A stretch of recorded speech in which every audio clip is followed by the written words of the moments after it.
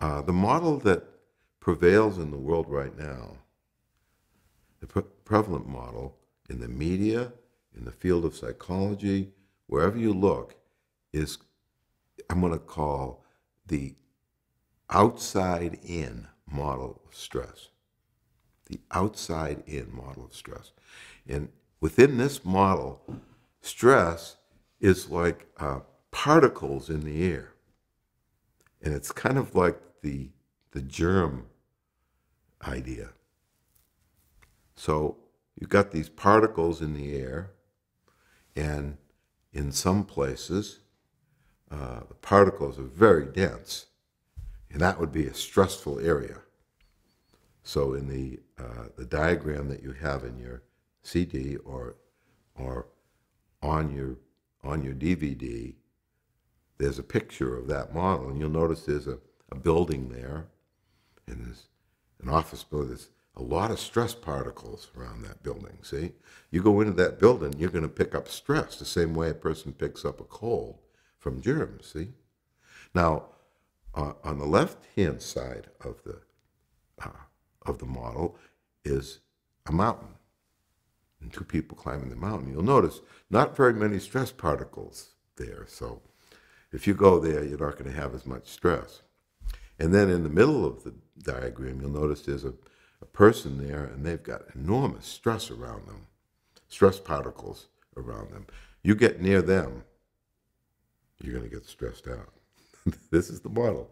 It's like you catch stress from these events and circumstances. You see? So you and I are just living our lives, and we get near this stress, and all of a sudden we're stressed out. That's the model. Okay? And given this model, there's two solutions. And this is what the world would say is the answers to stress. Solution number one is stay away from stress particles. Don't work in an office building. Be a carpenter, somewhere where you can work away from stress. And a lot of people have designed their lives so that they don't, so that their level of involvement in life isn't what they ideally like it to be, but it's a trade-off that they have less stress.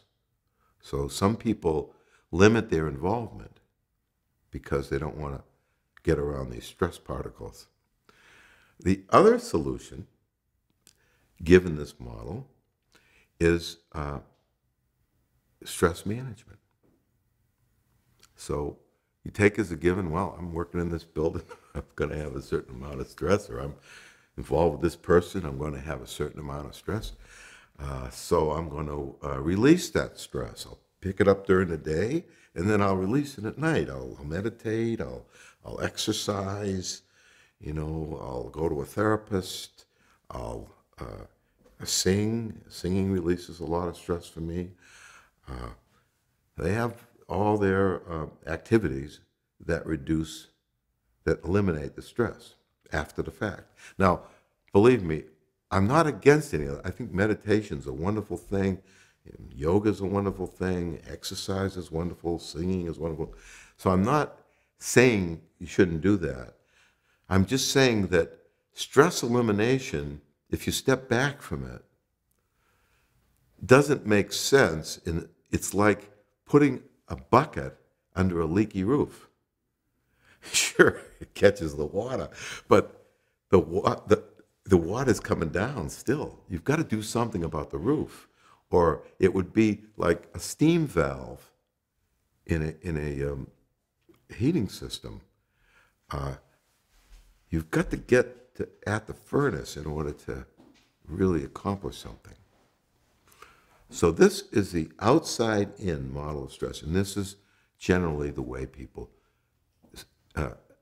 the world sees it. And a nice example of it is if you take a stress test. They have these stress tests. And the stress test weights all the different events in life, like a divorce, and moving, and a new job. and you take a stress test and it tells you how much stress you should have. It doesn't evaluate you, it evaluates the events and circumstances in your life. And if you have more stress than that, the doctor says, well, you got too much stress.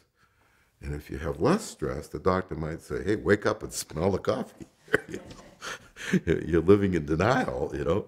So that's a perfect example of how the world sees it, that they would rate events and circumstances in terms of how much stress there is, or in my diagram, how many particles are there around that event.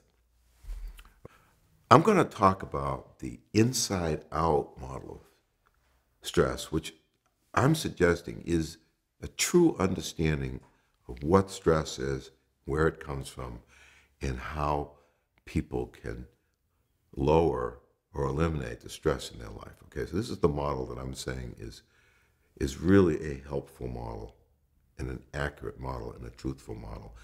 And you'll notice in the diagram that came with your CD, or if you have a DVD, you'll notice on the screen that you have the exact same features as you had on the other model. You have your building, and you have your two people in the middle, and you have your mountain on the left with the two people climbing the mountain.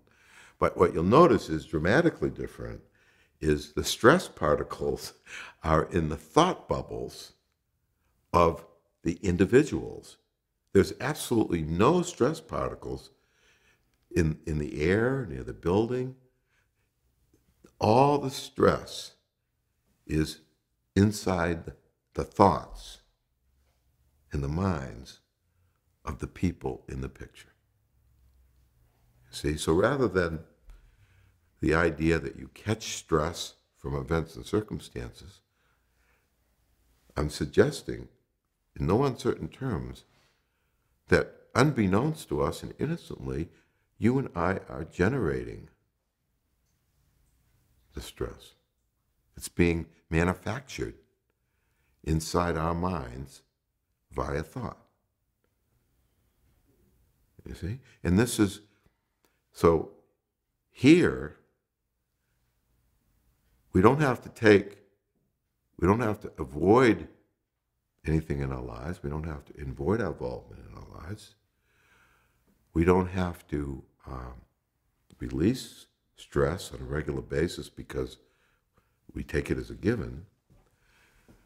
Given that we're generating it within our own minds, all we have to do is understand how that happens so that we're not generating it. It's not affecting us the way it is now. You see? So that's the essence of this model, is that for people in the inside-out model of stress, people have to look inside where it's generated and get an understanding of how that's happening. And once they understand how that's happening, their level of stress will go down. They'll have a learning curve. See, in the first model, there's no learning curve because it's too late already. The stress particles are out there. I mean, what are you going to learn? You're going to learn how to avoid them or how to release them, but you can't affect the amount of stress in that first diagram. Here, you can have a learning curve regarding your tendency to take on stress, your tendency to generate stress within your own mind via your own thinking. You see? So it's a very hopeful model, and it's very empowering. It's very scary for human beings to feel like their emotional well-being is at the hands of events and circumstances beyond their control. That is not a nice picture. That is not a nice thing for human beings to face. Okay? It is nice for human beings to say, wait a minute, I have everything to do with the feelings of stress, the tension that I'm experiencing. I have everything to do with that. And I can have a learning curve, and I can understand things that will significantly affect how much stress I end up with. You know how I said earlier that that there's an understanding about stress that has the potential to significantly reduce the stress in the world. And that understanding is kind of encapsulated in that model. But I'd like to talk about the understanding itself. In other words, what do we understand about stress? What do we know about